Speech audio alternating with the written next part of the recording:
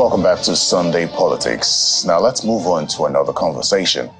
A federal government delegation led by the Minister of Defense, Mohammed Badr, on Saturday discovered an illegal oil connection in Abia State, or Waza to be precise. The NNPC, on its part, estimates that the country loses about $7.2 million monthly from that illegal connection alone, which was discovered. Meanwhile, the NNPCL, through its social media handle, says it recorded 240 incidences pertaining to crude oil theft and pipeline vandalism in the Niger Delta in 1 week, and 93 illegal connections, 69 illegal refineries. Some of these illegal refineries and pipelines discovered were located in Ukpata and Abua in Rivers State and Bokoda in Delta State.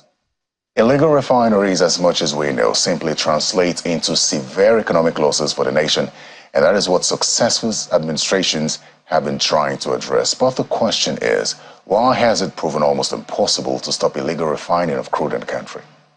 Meanwhile, a statement from the Nigerian Air Force signed by Air Commodore Edward Gapquet, who is the Director of Public Relations and Information, says, in continuation of efforts aimed at containing the activities of terrorists, militants, and all the criminal elements bent on destabilizing the nation and making life unbearable to peace-loving Nigerians, the component of Operation Delta Safe carried out air interdiction missions on some illegal refining sites located at Kwarthan Channels, Bigbile, and Gubokri in Degema local government area of Rivers State on the 27th of August. Having observed the sites to consist of illegal refining sites, the areas were attacked and destroyed, specifically at those two locations, and Gugukiri, Cotonou boast, observed to be loaded with illegal refining product and heading into open waters, was also engaged and destroyed. Now, similar strikes were carried out by the Air Force, according to that statement. So let's get talking now. I'm joined by Professor Wumi Iledare, who is an energy expert. He joins us virtually. Prof, welcome to Sunday Politics. Well, thank you. Glad to be with you.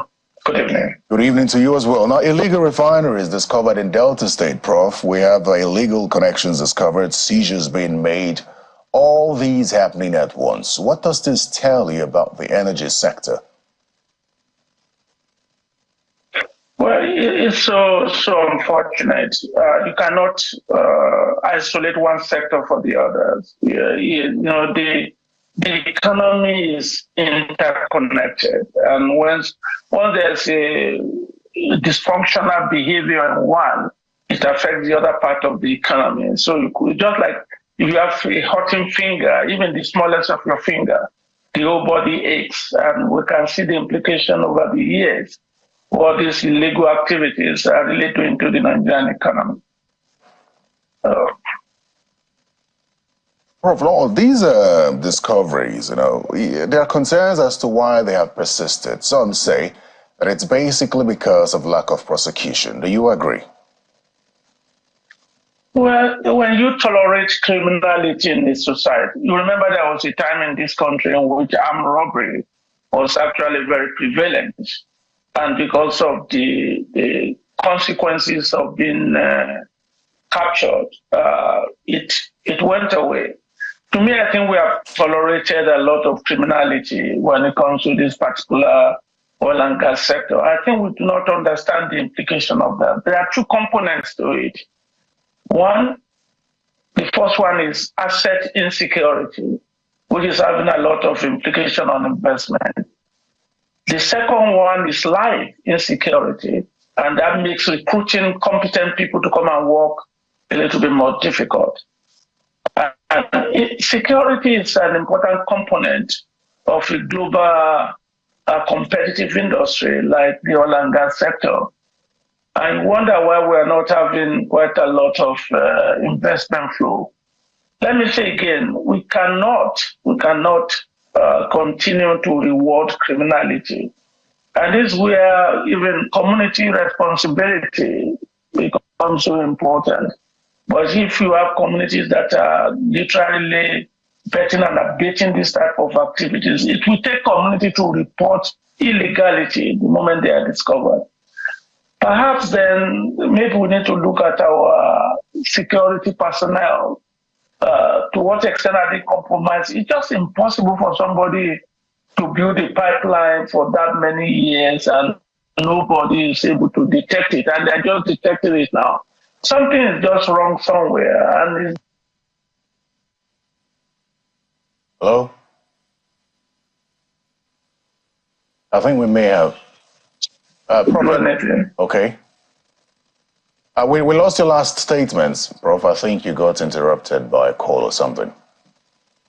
Yes. No, what I was trying to say is that it's a little bit worrisome if illegal behaviors has continued for this long and we couldn't do anything. That makes even our security as a nation questionable when we cannot solve mere ordinary people stealing crude oil year after year. What happens if we are invaded? Does it mean we're not going to be able to do anything about it? And I'm hoping that this government will really do something. But the community needs to just come to terms and understand that they are their own protector of assets in their community. I know people are not necessarily supportive of the host community bill or provisions in the PIA that actually says that the community will not receive anything if assets are destroyed. And I think it should be enforced. Well, Prof, when you talk about communities reporting, we understand that in some cases arrests are made.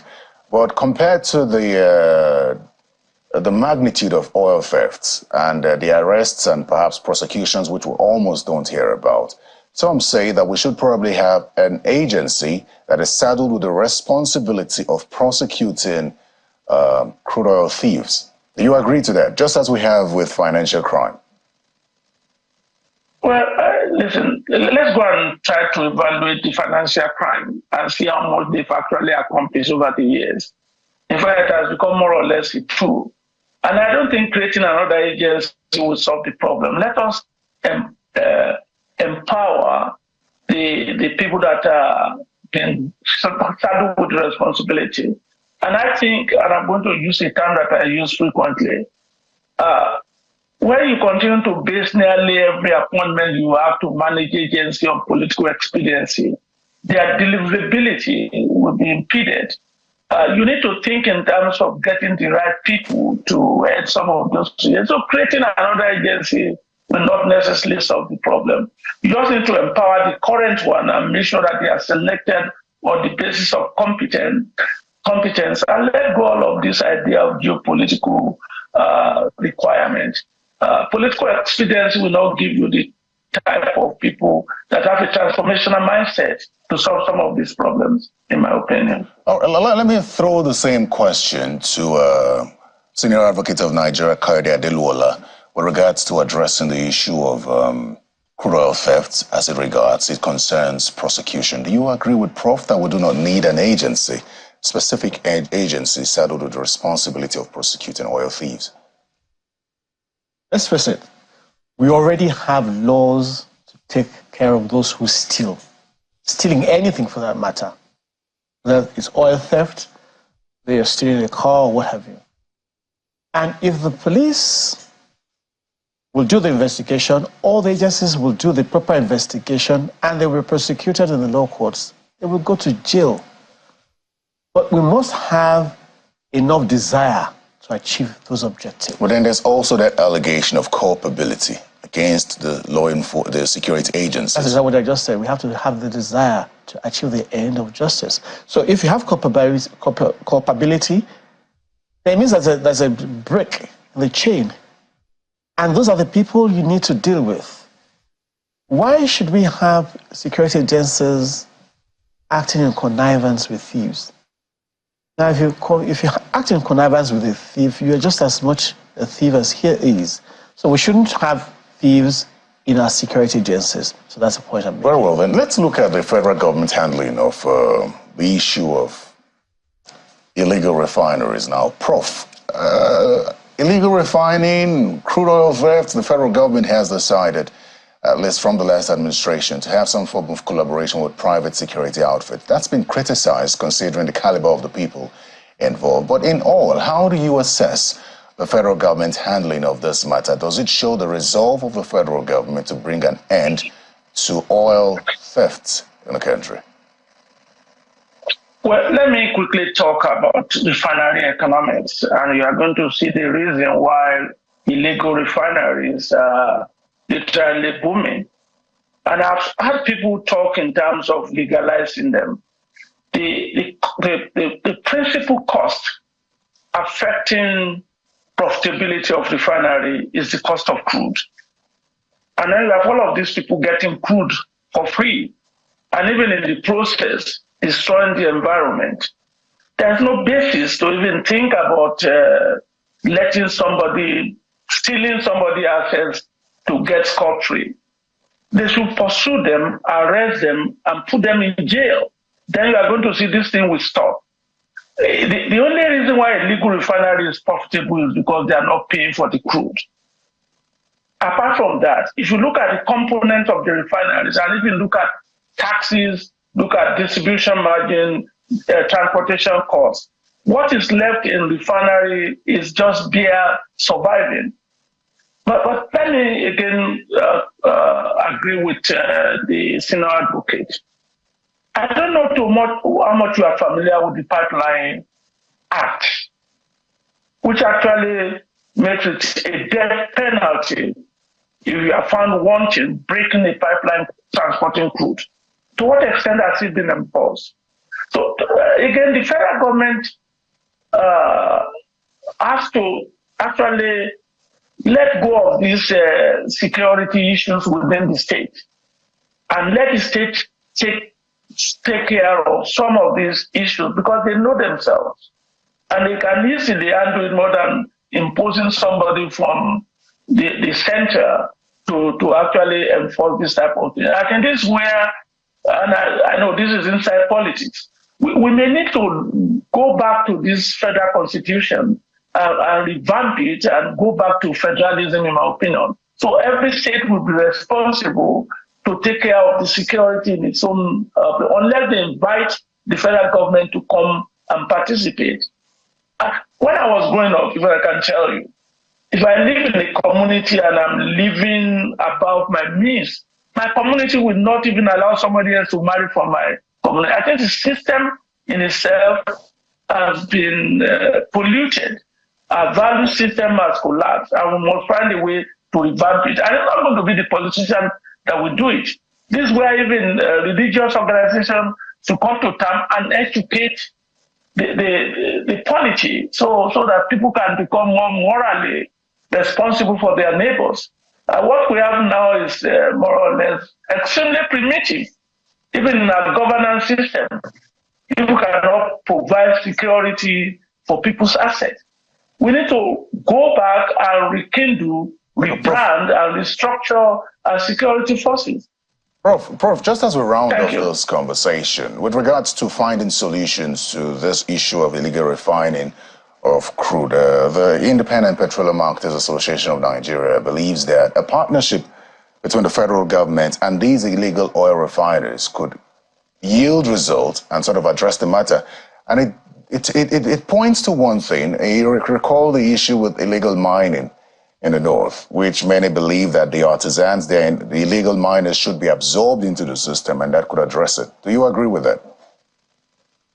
No, I don't.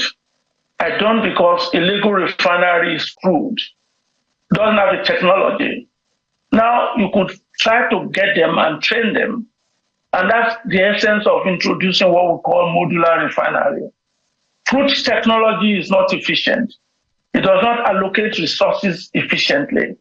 And so we should not tolerate illegality or try to, and that's the problem we have. We tend to reward criminality. And that's why people look at criminality as a way to make ends meet. We need to punish people according to the law. The rule of law is critical if you want to go to the next level as a nation. But even ordinary stealing, cheating in an exam, we penalize them. Why didn't we absorb the people that are cheating and try to innovate them? Prosecute to the extent of the law. Those people caught doing things that are illegal, that are actually polluting the environment, breaking environmental law, breaking security law, and breaking economic law. I do not agree with that at all. Very well. I'd like to thank you very much. Criminality. Thank you very much, Professor Wumi Ledare, an energy expert. Thank you for your time on Sunday Politics.